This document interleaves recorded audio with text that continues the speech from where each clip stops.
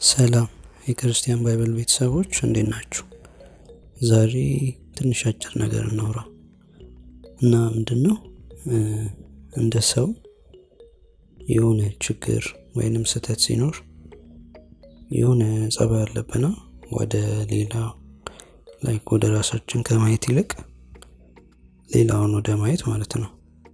አሁን ለምሳሌ በአዳም ጊዜ ራሱ አትብላ ተብሎ ተነግሮት ነበር አይደል? ግን ልክ ከበላ በኋላ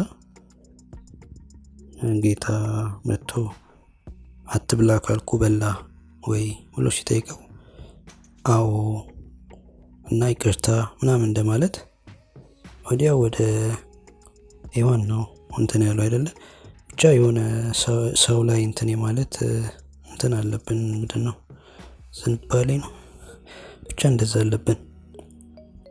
እና ምንድነው የሆነ አንድ ሰው ነበረ እና ያ ሰው ጺሙ በጣም ረጅም ነው እና አላቅም ብቻ ጺሙ ከርዝመቱ የተነሳ ይሁን ብቻ አያጸዳውም።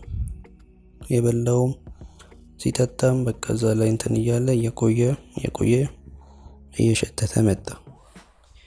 ከዛ ለሰውየው ያልታወቀው ግን የሆነ ጊዜ መሽተት ጀመረ፣ በቃ ለራሱ ለሰውየው ማለት ነው። ከዛ ቤቱ ሲገባም ይሸተዋል።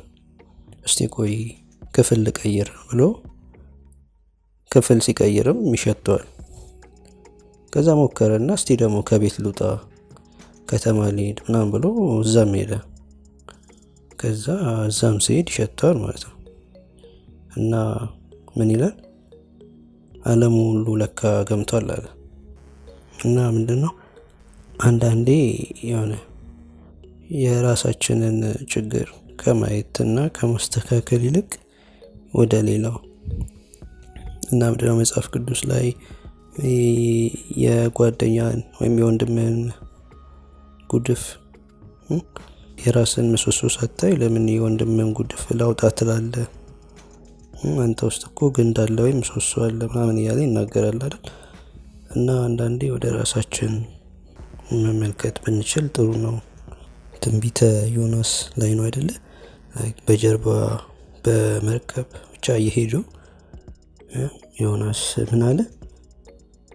የታላቅ ማዕበል በእኔ ምክንያት እንዳገኛችሁ አውቃለሁና አንስታችሁ ወደ ባህር ጣሉኝ፣ ባህሩም ጸጥ ይልላችኋል አላቸው።